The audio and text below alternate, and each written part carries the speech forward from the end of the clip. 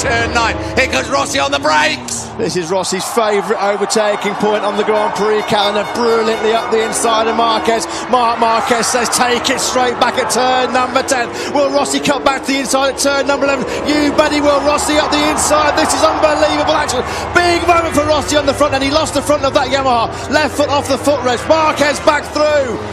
Crowd are going completely and utterly crazy. I'm sure you are back at home. This is the battle we wanted after everything that's happened this weekend, and we are getting it. Marquez third, just down towards turn 50, but Jatuh still leads the way from Lorenzo. This is more about World Championship points. This is about personal pride between Marquez and Valentino Rossi.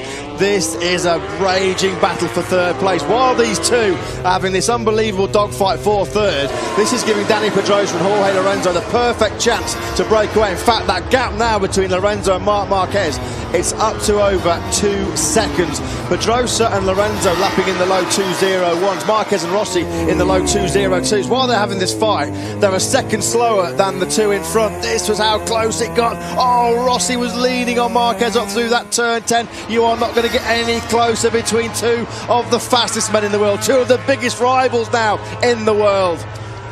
Unbelievable stuff between Valentino Rossi and Marquez. And that was the moment for Rossi.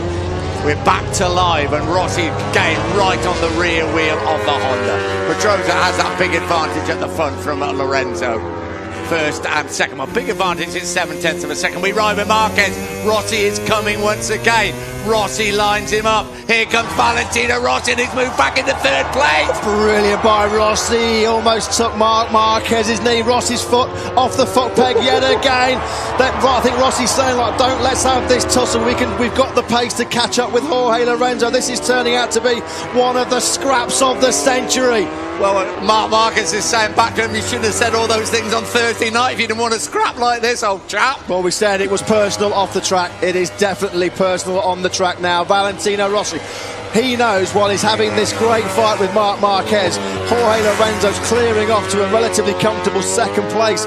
Crucial World Championship points at stake. Marquez is going to cut it tight through turn number 14.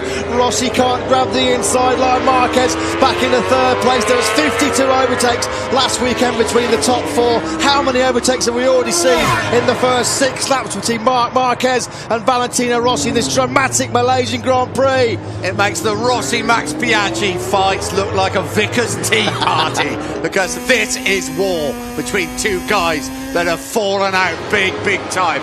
As Matt said, there's a lot more at stake than World Championship points. Of course, they're important. We better keep an eye at the front as well on Jorge Lorenzo, closing up on Dani Pedrosa. This is a war for third place on a racetrack at over 200 miles an hour.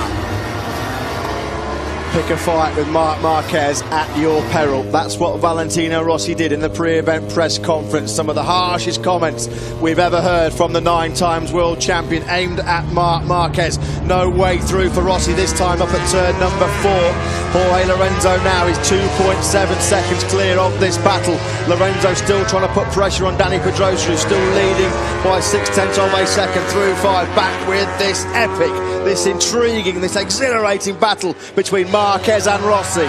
Here comes Rossi once again. 4 points it is in the World Championship, but this could well change. Whew. Take a breath, open your eyes.